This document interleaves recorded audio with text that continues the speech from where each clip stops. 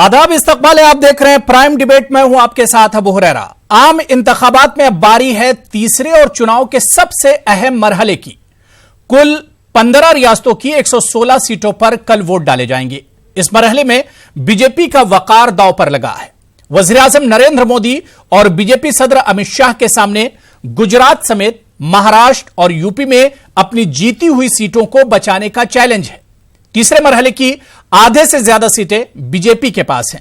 वहीं कांग्रेस सदर राहुल गांधी की वायनाड सीट पर भी तीसरे मरहले में ही अवाम फैसला करेंगी। यही वजह है कि राहुल गांधी पर केरल में अपनी सीट जीतने के साथ ही साथ पार्टी को भी जिताने की जिम्मेदारी है, तो वहीं कांग्रेस के लिए वोट बैंक को मजबूत करने का चैलेंज भी। ऐसे में बीजेपी बनाम कांग्रेस की सियासी मुकाबले में दोनों पार्टियों की साख दांव पर लगी हुई है, जबकि कुछ रियासतों में इलाकाई पार्टियां भी अपनी ताकत का भरपूर मुजाहरा करेंगी तीसरे मरहले में। आज इसी इशू पर हम तफसील से बात करेंगे। क्या कुछ इश्यूज हैं तीसरे मरहले की, किस तरह के मुकाबले होंगे, कौन कौन से अहम मुकाबले होंगे, इन्हीं तमाम इश्यूज पर प्राइम डिबेट में बात करेंगे। लेकिन सबसे पहले यह रिपोर्ट देखिए।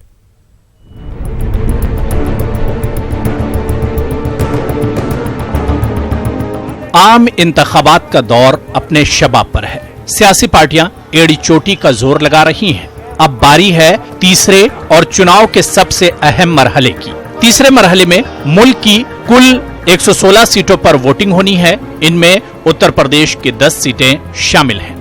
उत्तर प्रदेश की इन 10 सीटों के लिए 120 उम्मीदवार मैदान में हैं। यूपी की इन 10 सीटों पर एसपी बीएसपी इत्तेहाद की मजबूती के साथ ही खानदानी रिश्तों की भी परख होनी है। बीएसपी सुप्रीमो मायावती ने गुज़िश्ता दिनों मैनपुरी में मुलायम सिंह यादव के साथ स्टेज शेयर कर उनके लिए वोट की अपील कर जाहिर कर दिया है कि रिश्तों की पुरानी कड़वाहट खत्म हो गई है। उत्तर प्रदेश में तीसरे दौर की वोटिंग में कई मारूफ शख्सियतों की किस्मत का भी फैसला होना है। इनमें समाजवादी पार्टी के बानी मुलायम सिंह यादव, बीजेपी लीडर और मरकजी वजीर संतोष गंगवार, फिल्म अदाकारा जयाप्रदा और समाजवादी पार्टी के आजम खान, मेनका गांधी के बेटे वरुण गांधी, शफीकुर रहमान बर्क और समाजवादी पार्टी से बगावत करके अपनी अलग पार्टी बनाकर मैदान में उतरे शिवपाल यादव अहम उम्मीदवार हैं। एसपी बीएसपी इत्तेहाद और बीजेपी के साथ कांग्रेस की कई सीटों पर जबरदस्त दावेदारी ने मुकाबले को सहरुखी बना दिया है। इस मरहले में बीजेपी का वकार दांव पर लगा है। वजीर आजम नरेंद्र मोदी और बीजेपी सदर अमित शाह के सामने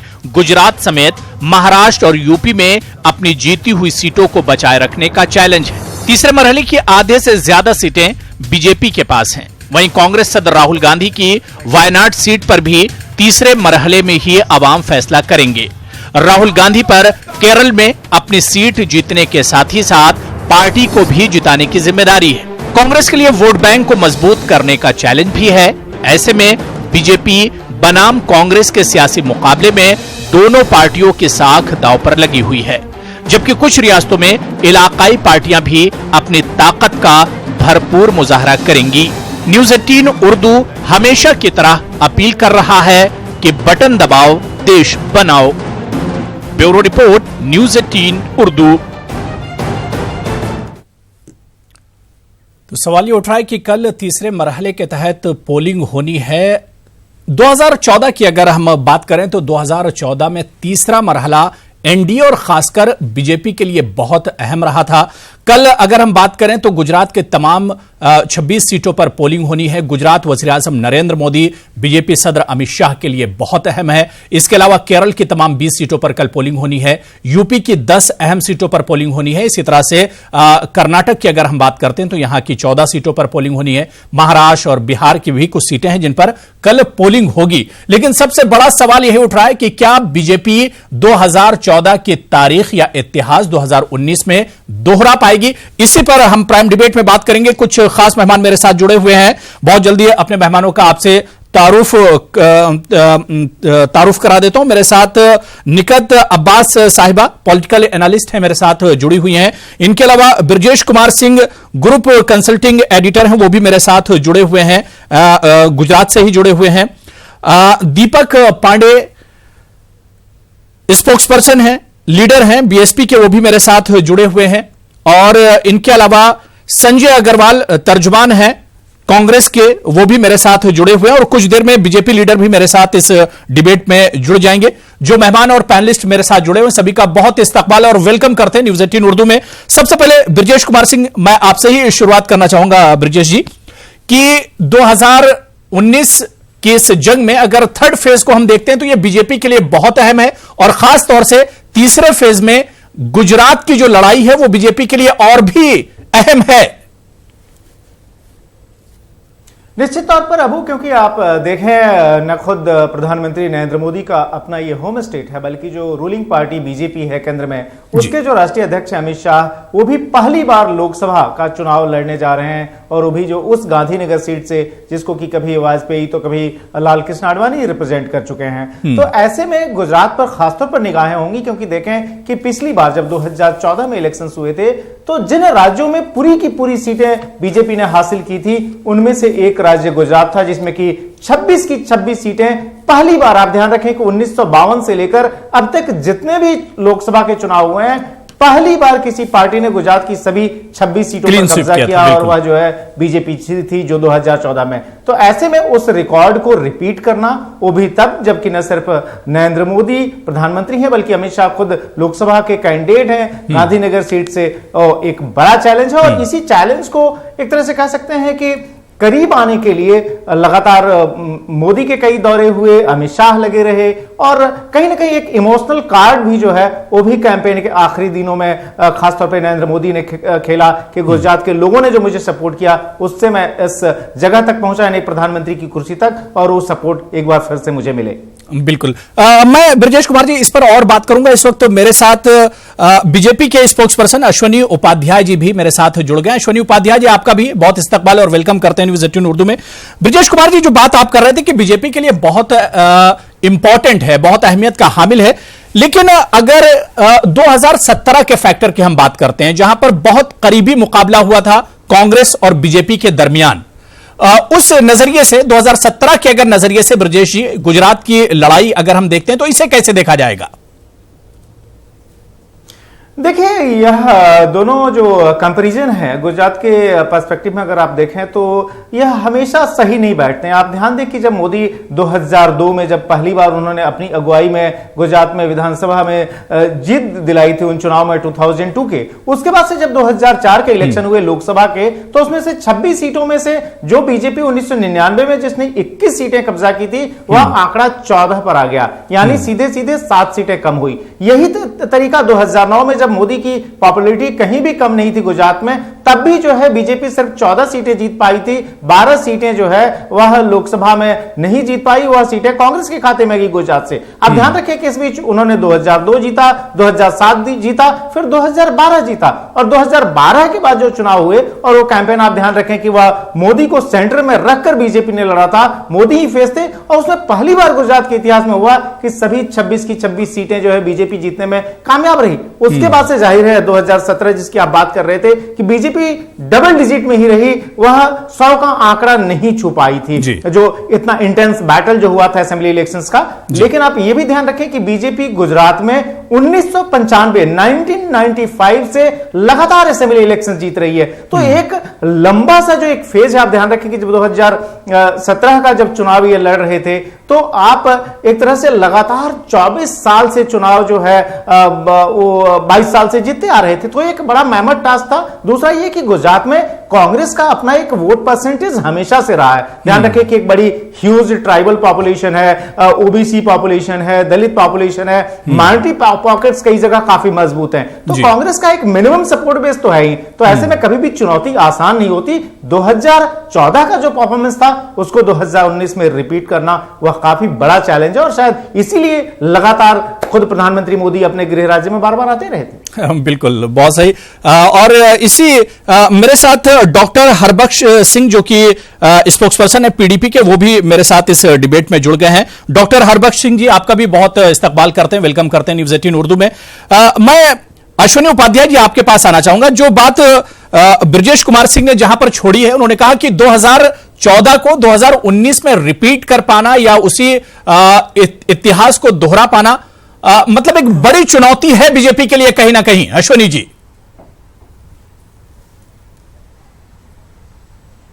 देखिए हुर्रारा साहब, जो भी चुनाव होता है वो चुनौती होती है और भारतीय जनता पार्टी अपने पूरे दम खम से सभी चुनाव लड़ती है, चाहे लोकसभा का हो, चाहे विधानसभा का हो, चाहे इवन लोकल बॉडी इलेक्शन हो, हम पूरे दमखम से लड़ते हैं। अब आते हैं विषय पे, कल चुनाव होने वाला है जी, मतलब इस समय चुनाव प्रचार बंद है, तो निश्चित रूप से जो आपके करोड़ों दर्शक हैं इसमें कुछ बहुत सारे लोग कल वोट देने जाएंगे। बिल्कुल। अब उनके दिमाग में एक बात बहुत क्लियर होगी कि कल वोट किसको दें। सही।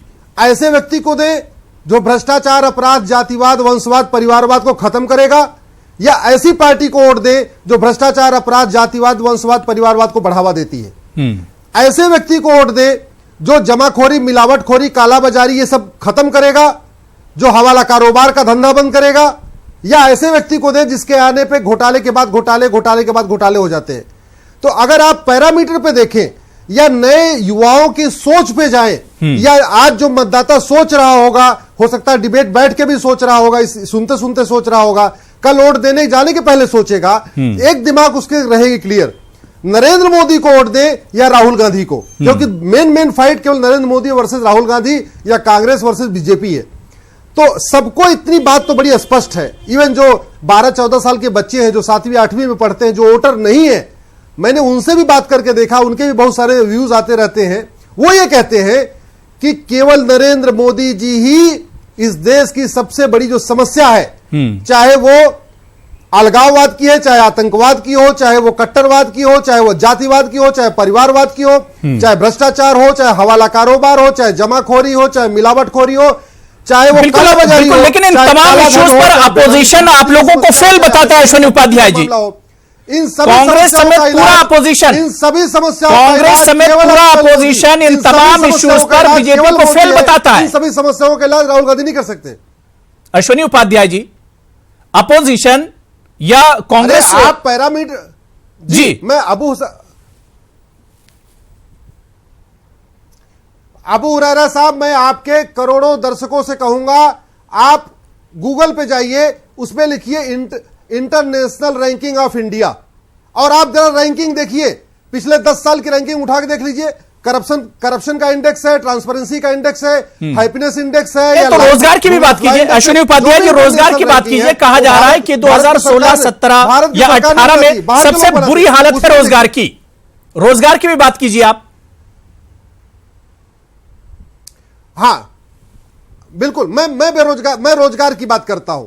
देखिए, पहली बात तो मैं आपको स्पष्ट कर दूं, रोजगार का मतलब केवल सरकारी रोजगार नहीं होता। रोजगार का मतलब स्वरोजगार, प्राइवेट रोजगार और सरकारी रोजगार सब कुछ होता है। और आप जो आपका पीएफ है, वो कितने लोगों का पिछले साल जमा हुआ, उससे बहुत स्पष्ट हो जाएगा कितने लोग नए जुड़े। जो लोग चाहे स्वरोजगार में आ रहे हैं, भाई हमने जो मुद्रा लोन दिया, वो मुद्रा लोन कहां गया? उस मुद्रा से लोगों ने काम शुरू किया, छोटा काम शुरू किया, मंझला काम शुरू किया, बड़ा काम शुरू किया, लेकिन हमारी जो योजनाएं हैं उनसे लोग खुश हैं। और अगर मैं आपको बता रहा हूं, अगर हमारे काम संजय जी नहीं होते, अगर हमारे मोदी जी के काम ये सज्जन बिल्कुल झूठ बोल रहे हैं, तो जरूरत क्या थी?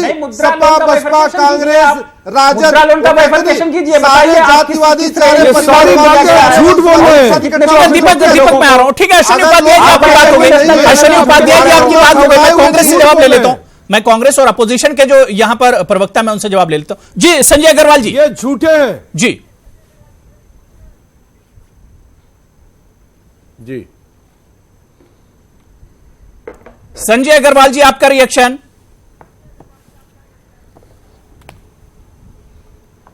हाँ, एक बार फिर से पूछे।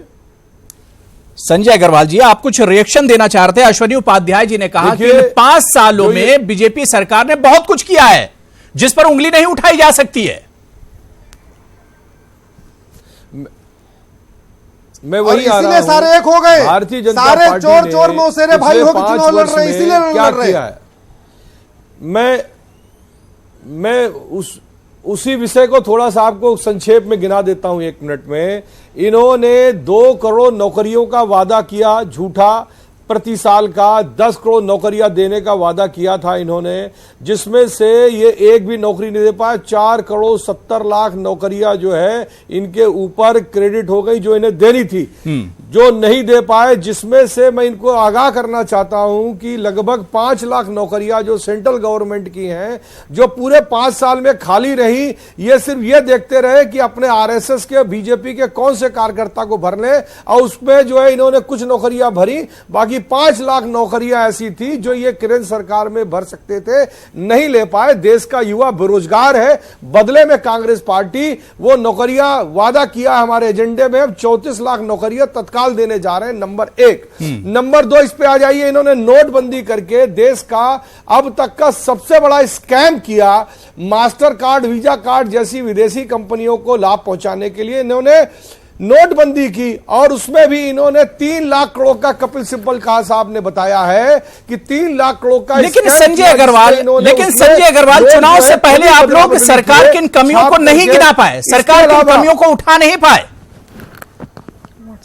आप जिस तरह से अपोजिशन में थे, आप सरकार की इन कमियों को नहीं गिना पाए। 5 साल से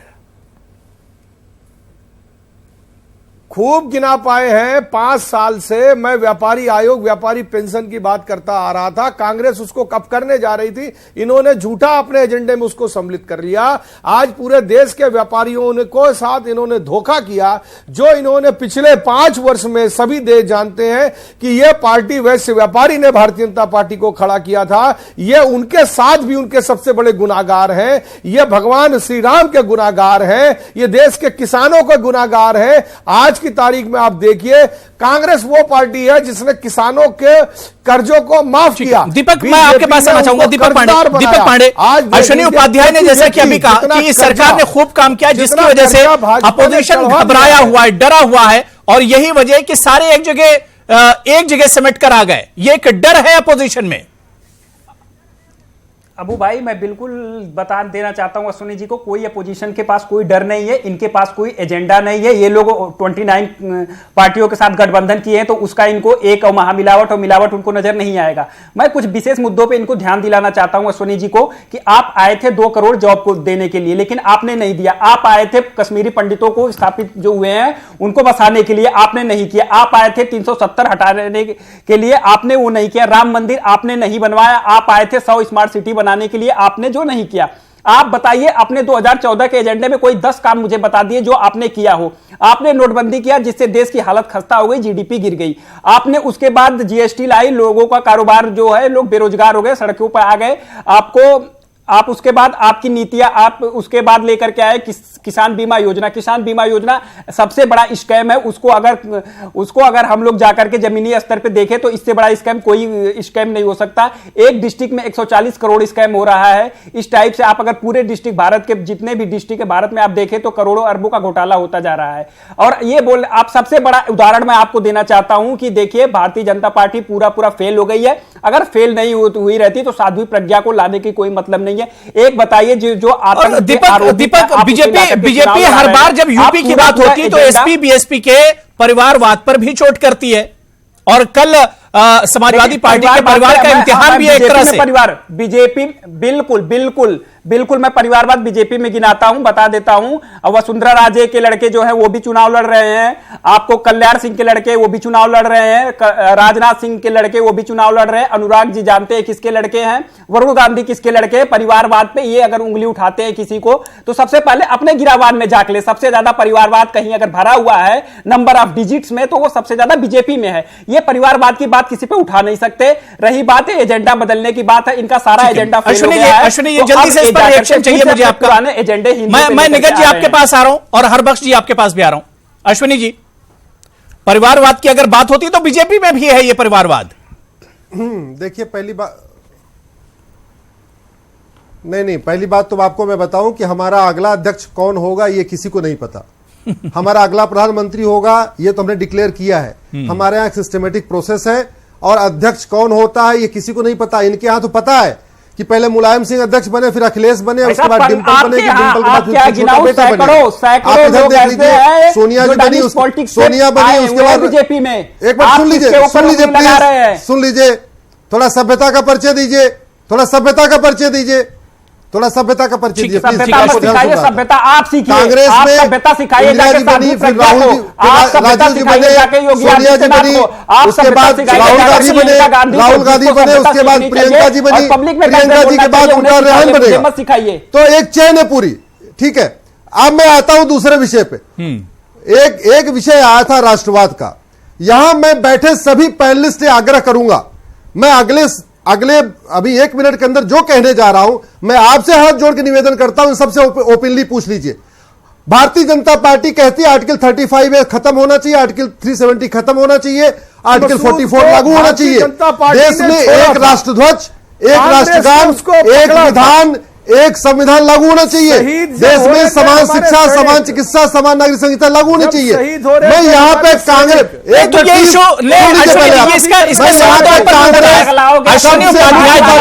उपाध्याय जी, फिर तो सवाल आपकी सरकार पर उठता है कि पिछले 5 सालों में इस पर आप लोगों ने काम क्यों नहीं किया?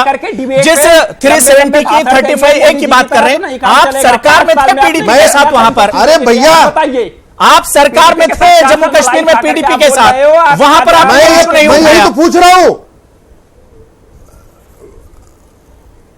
अबू हुरैरा साहब, यहां पे जितने पैनलिस्ट बैठे हैं, पीडीपी इनकी इतनी हिम्मत नहीं है कि अपने मैनिफेस्टो में एक बार एक शब्द लिख दे, 35 के बारे में एक शब्द लिख दे, 370 के बारे में एक शब्द लिख दे। हमने खुलेआम लिखा अपने मैनिफेस्टो में, और हम इसीलिए जा रहे हैं। हम घुसपैठियों को निकालेंगे, हम आर्टिकल 35 में खत्म करेंगे, हम आर्टिकल 370 खत्म करेंगे, हम यूनिफॉर्म सिविल कोड लागू करेंगे, हम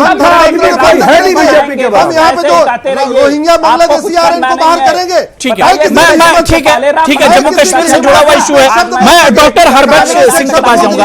डॉक्टर हरबख्श जी, कल अनंतनाग की बहुत इंपॉर्टेंट सीट पर पोलिंग होने वाली है। महबूबा मुफ्ती खुद उम्मीदवार हैं, जीए मीर उनके सामने हैं, लेकिन क्या सीधा फोकस जो इस बार है वो 370 और 35A, क्या यही इश्यूज हैं जम्मू कश्मीर के जिन पर इस बार चुनाव लड़ा जाएगा? अबू हुरैरा जी, इश्यूज तो बहुत सारे थे, लेकिन जो डाइवर्ट इश्यूज कर रहे हैं, जैसे कि बीजेपी के हमारे प्रवक्ता बैठे हुए हैं जिनने 370 और 35A की बात की, इनको एक ही सवाल पूछिए कि जब इन्होंने हमारे साथ गवर्नमेंट बनाई और हमने इनको एजेंडा अलायंस पे लिख के लिया, और इन्होंने उस वक्त पूरा एक एजेंडा अलायंस में लिख के दिया 370 और 35A को नहीं छेड़ा जाएगा, पावर प्रोजेक्ट वापस दिए जाएंगे, हुर्रियत के साथ बात की जाएगी, पाकिस्तान के साथ बात की जाएगी, और आज ये पूरे हिंदुस्तान को मिसलीड कर रहे हैं। क्योंकि जो इश्यूज, क्योंकि राम मंदिर का इशू है, इशू करके मिसलीड कर रहे हैं। अश्विनी जी, अब सुन लीजिए, अश्विनी उपाध्याय जी चैनल पे। और आज की, ठीक है, दीपक मैं आपके पास आऊंगा। दीपक मैं आ रहा हूँ, दीपक पांडे में आ रहा हूँ। सुन लीजिए, थोड़ा सा चलाइए नहीं, मैं बात कर रहा हूँ। ऑडियो भी डिस्टर्ब हो रहा है, इसमें मैं कह रहा हूँ सुन लीजिए, आप लोग सुन लीजिए, मैं फिर रिएक्शन लेता हूँ जी। ठीक है, कुछ ऑडियो प्रॉब्लम है क्योंकि श्रीनगर से ही मेरे साथ जुड़े हुए हरबख्श जी। लेकिन अश्विनी जी, जो बात डॉक्टर हरबख्श जी कह रहे हैं कि जिस वक्त एजेंडा ऑफ अलायंस तय हुआ था बीजेपी और पीडीपी के बीच में, यह बात तय हुई थी कि 370 और 35A को नहीं छेड़ा जाएगा, और आप लोग उस पर राजी हुए थे।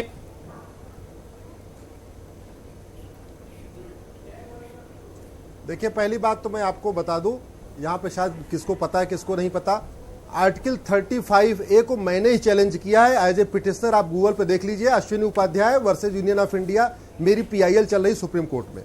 आर्टिकल 370 को मैंने ही चैलेंज किया है, वो भी आप गूगल पे देख लीजिए, Ashwini Upadhyay versus union of India, article 370 डालेंगे मिल जाएगा।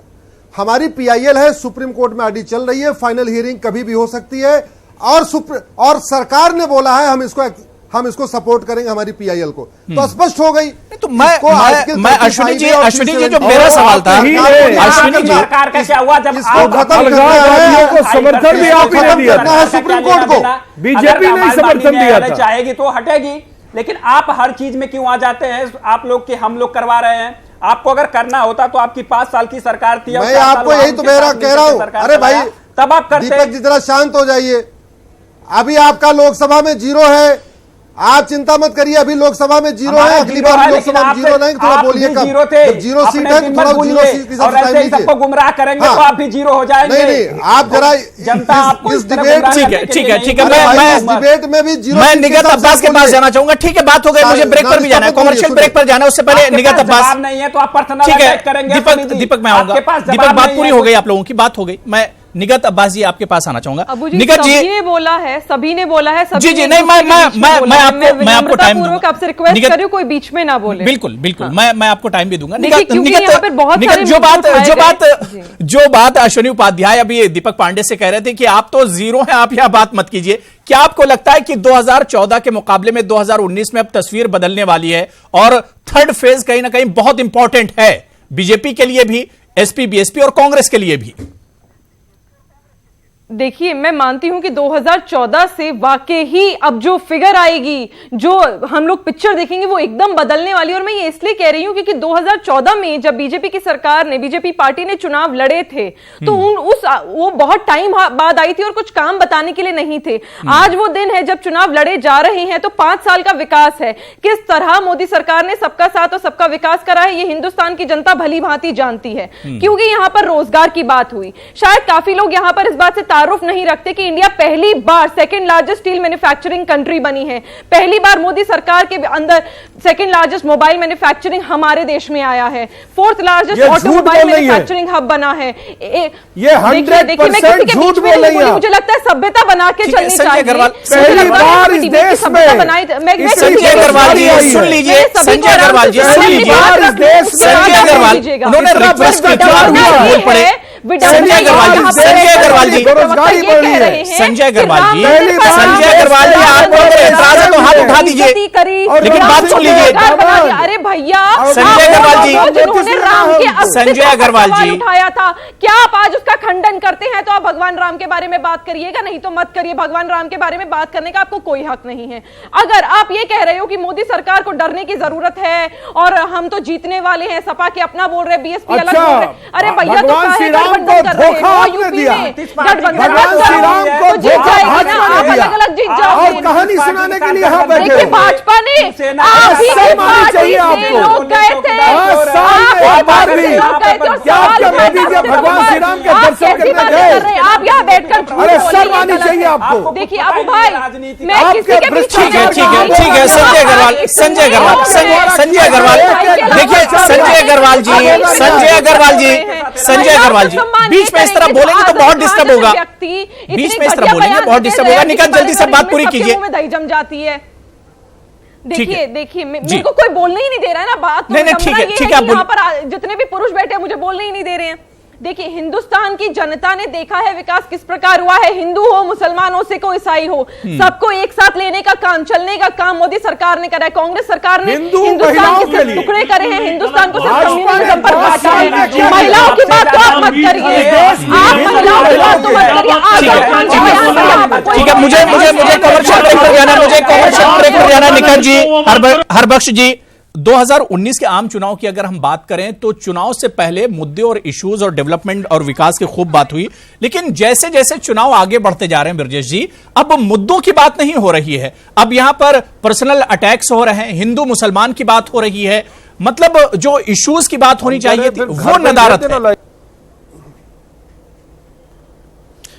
देखिए अबू हरारा, इसमें दो चीजें ध्यान रखने की बात है कि एक तो जब आप चुनाव के लिए जाते हैं और जब चुनाव के पहले की आपकी पृष्ठभूमि होती है, ऑब्वियसली उस समय जो है बहुत सारे हाई मोरल ग्राउंड पे खड़े होते हैं, बड़े बड़े सकारात्मक मुद्दों की हम बात करते हैं। लेकिन इस देश का जो इतिहास, और आप ध्यान रखें कोई आज से नहीं, जब 1952 में जब पहले चुनाव हुए थे उस समय भी जो है पर्सनैलिटी ड्रिवन जो है कैंपेनिंग होती थी। आप ध्यान रखें कि 1952 में नेहरू की पर्सनैलिटी के इर्द गिर्द दो चुनाव जो एक तरह से लड़ा था।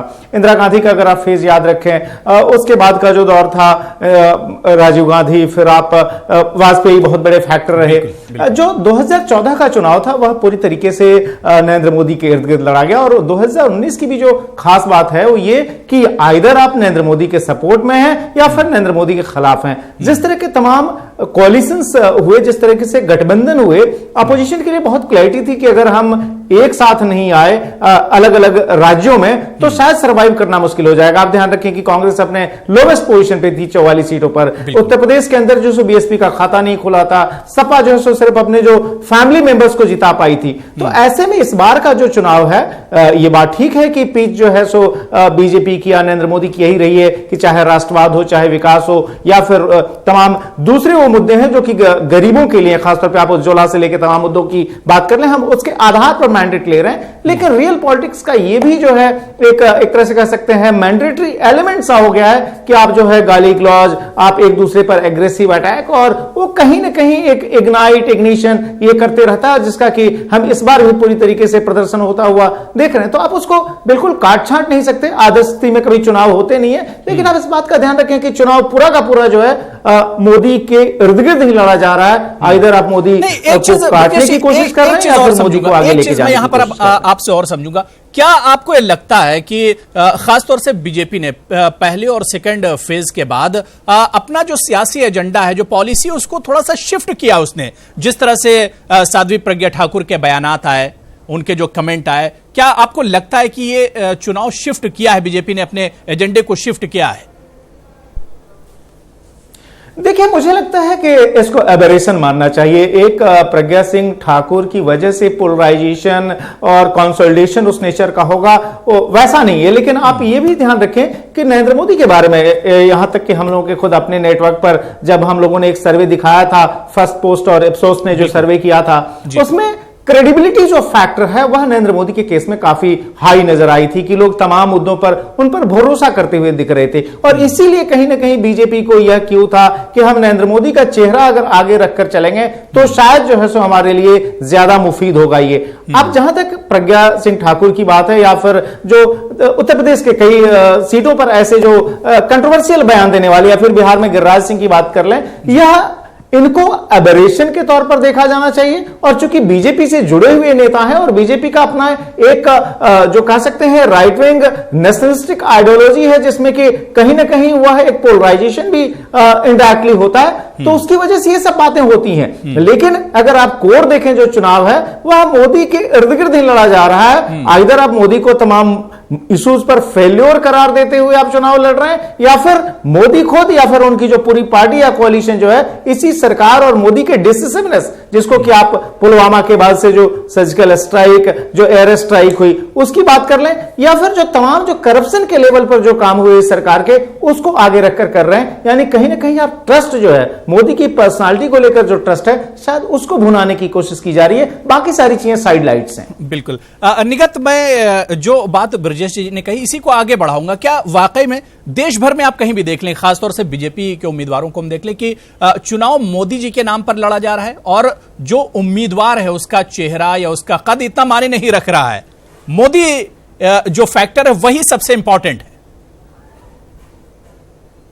देखिए, मोदी फैक्टर इसीलिए इंपॉर्टेंट है क्योंकि हम सब भूल जाते हैं, और हमसे ज्यादा आम जनता में जो ये कांग्रेस के कार्यकर्ता हैं, दूसरे पार्टियों के कार्यकर्ता हैं, वो भूल जाते हैं कि वो देश के प्रधानमंत्री है। अभी यही सवाल अगर हम कांग्रेस से पूछे कि इन्होंने प्रियंका गांधी वाड्रा जी को मैदान में क्यों उतारा है, वो भी ऑल ऑफ अ सडन। देखिए, सभी जानते हैं वो अवतार है, अवतार की तरह आती है इलेक्शन में, और इलेक्शन के बाद चुटकी बजाकर वो गायब हो जाती हैं। तो इन्हें मुझे समझ नहीं आ रहा, देश के प्रधानमंत्री के चेहरे पर अगर चुनाव लड़ा जा रहा है तो इतनी दिक्कत क्यों है? ये बौखलाहट इसीलिए है क्योंकि सभी जानते हैं कि देश और दुनिया, हमारे जो विश्व में नाम हुआ है भारत का, वो माननीय प्रधानमंत्री श्री नरेंद्र भाई मोदी के नेतृत्व में हुआ है। यही बात इनको खा रही है। इन्हें पता है कि उनका चेहरे की लोकप्रियता इसीलिए बढ़ी है क्योंकि इन्होंने विकास का काम करा है। कांग्रेस पार्टी कहां से ले आएगी किसी को? राहुल गांधी जी को पॉलिटिक्स का पी नहीं पता, उन्हें नहीं पता काम कैसे करा जाता है। राहुल गांधी जी और प्रियंका गांधी जी उस परिवार से आते हैं जहां वो अगर सुबह खड़े होते हैं ना, तो उनके लिए चाय, कॉफी, जूस, सब्जी सब तैयार मिलता है, और एक राजा महाराजा वाला होता है। दीपक पांडे परिवार से आते हैं जहां पे उन्होंने, मेरे ख्याल से आपका जवाब हो गया। दीपक, क्या वाकई में अगर अपोजिशन के नजरिए से हम जानने की कोशिश करें, वाकई में अभी भी मोदी जादू, मोदी फैक्टर अभी है, वो मोदी लहर 2014 में जो हमने देखी थी, सफाया कर दिया था यूपी में, 73 सीटें आई थी? बिल्कुल नहीं भाई, बिल्कुल। जो 2014 का चुनावी फैक्टर था वो कुछ और था, क्योंकि उस समय सब लोगों में एक माहौल बना हुआ था, वास्तव में मोदी वेव थी। लेकिन अब वो माहौल, उस समय सबको पता था मोदी जी आएंगे 15 लाख देंगे, मोदी जी आएंगे 2 करोड़ देंगे, मोदी जी आएंगे सुरक्षा व्यवस्था अच्छी होगी, मोदी जी आएंगे राम मंदिर बनेगा। तो मोदी जी देखिए, सुरक्षा पर अगर बात करेंगे तो सर्जिकल स्ट्राइक इस सरकार ने किया है। दीपक पांडे 2 बार सर्जिकल स्ट्राइक इसने किया, एयर स्ट्राइक किया इसने। बिल्कुल सर्जिकल स्ट्राइक किया। सर्जिकल स्ट्राइक की जरूरत थी। पूरा देश, पूरी पार्टी मोदी जी के साथ, बीजेपी के साथ, सरकार के साथ खड़ी थी। ये होना चाहिए था। देखिए, हम देश की सिक्योरिटी के साथ की बात नहीं कर रहे हैं अबू भाई, मैं बात कर रहा हूं महिलाओं की सुरक्षा की बात। आप उत्तर प्रदेश में महिलाओं की सुरक्षा की बात आप नहीं करें तो अच्छा होगा। आजम खान के बयान पर आप लोगों की पार्टी ने किसी ने खंडन तक नहीं करा। आपने क्या सुना नहीं? आजम खान का बयान सुनिए घर जाकर कि महिलाओं की कैसे सुरक्षा की बातें करते हैं, महिलाओं की किस प्रकार की वो इज्जत करते हैं। पहले अपने भीतर जो आप कह रहे थे, पहले अपने गिरबान पर जाकर देखिए कि बीएसपी पार्टी और सपा पार्टी कहां से आते हैं। चोरों के साथ आप गठबंधन कर रहे हैं। महिलाओं की सुरक्षा की बात बीएसपी वालों से मुंह से अच्छी नहीं लगती भाई साहब। आजम खान के बयान के बारे में बात करिए ना। आप कहिए ना, इतना दम रखिए कि नेशनल टेलीविजन पे कहें आप कि आजम खान के बयान के हम खंडन करते हैं। उन्होंने जो कहा वो गलत कहा। अगर वो कहते थे तो महिलाओं की बात करिएगा, ना किसी पार्टी की बात कर रही हूं, ना किसी बात हो गई, मेरे ख्याल से बात हो गई। उनकी खटिया खड़ी हो गई थी बीएसपी के लॉ एंड ऑर्डर पे कोई। ठीक है दीपक मैं अश्विनी उपाध्याय जी भी कुछ रिएक्शन देना चाह रहे हैं। ठीक है अश्विनी जी।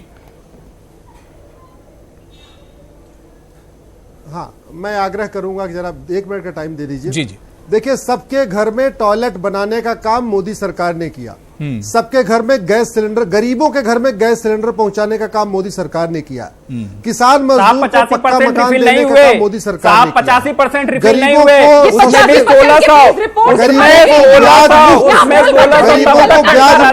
भाई कौन आदमी है ये? कौन आदमी का असर आदमी है? हमें मत बताइए। मैं फिर रिएक्शन का टाइम दूंगा दीपक आपको। दीपक सुनिए, निगत आप भी सुनिए, निगत सुनिए, मैं रिएक्शन का टाइम दूंगा। आप हाथ उठा दीजिए, डिस्टर्ब मत कीजिए, डिबेट को डिस्टर्ब मत कीजिए। जी अश्विनी जी 30 सेकंड और दे रहा हूं बस। हाँ बस मुझे देखिए, मैं बहुत विनम्रता से कह रहा हूं, राष्ट्रवाद हमारा मंत्र है और राष्ट्रवाद का मतलब हुआ एक राष्ट्रध्वज, एक राष्ट्रभाषा, एक राष्ट्रगान, एक प्रधान, एक विधान, एक संविधान। अंत्योदय हमारा लक्ष्य है और अंत्योदय का मतलब गरीबों को सभी सम्मान, किसान मजदूर को सम्मान, समान शिक्षा, समान चिकित्सा, समान नागरिक संहिता। हम कहते हैं सुशासन हम बिल्कुल पूरे समाज में लाएंगे, हम राम राज्य लाएंगे। तो राम राज्य का मतलब हुआ भ्रष्टाचार मुक्त भारत, गरीबी मुक्त भारत, कालाबाजारी मुक्त भारत, जमाखोरी मुक्त भारत, ये जो बेनामी संपत्ति है इनको सीज करना, ये सारा हमारा सुराज की बात है, ये राम राज्य की बात है। और सबको मिर्ची इसलिए लगी है, आप जरा देख लीजिए, हमारी सरकार आएगी, जितने भी प्रॉपर्टी है, चल अचल संपत्ति, इसको आधार से लिंक करेगी। ये तो 23 तारीख को ही पता चलेगा अश्विनी जी, ये तो 23 तारीख को ही अब साफ होगा। ये तो 23 तारीख को क्लियर होगा सरकार किसकी आती, किसकी बनेगी। ये बात की बातें हैं, ये बात की बातें हैं जो अब आप छेड़ रहे हैं, बात की बातें। मैं हर बार बहुत देर से वेट कर रहे हैं। एक बार सुनिए, मैं खत्म कर रहा हूं। ठीक है, मैं खत्म कर रहा हूं। ठीक है, मैं 10 सेकंड और दे रहा हूं। मैं खत्म कर रहा हूं। जब कहते हैं जब कुत्ते बिल्ली भालू बंदर एक तरफ पानी पीने लग जाए तालाब में, तो समझ लेना चाहिए तालाब के दूसरी तरफ कोई। ठीक है, मुतनाज़ा बयान मत दीजिए। सारे के सारे बेनामी संपत्ति वाले, मैं बात समझ गया, मोदी जी, मैं बात समझ गया अश्विनी उपाध्याय जी, मैं समझ गया। ठीक है, डॉक्टर हरबख्श सिंह जी, क्योंकि मुल्क में अगर देखा जाए राष्ट्रवाद का इशू छाया हुआ है, खासतौर से बीजेपी उस पर फोकस कर रही है, लेकिन आप लोग बीजेपी के साथ रहकर भी राष्ट्रवाद नहीं सीख पाए। आज भी महबूबा मुफ्ती ने पाकिस्तान को लेकर राग अलापा है।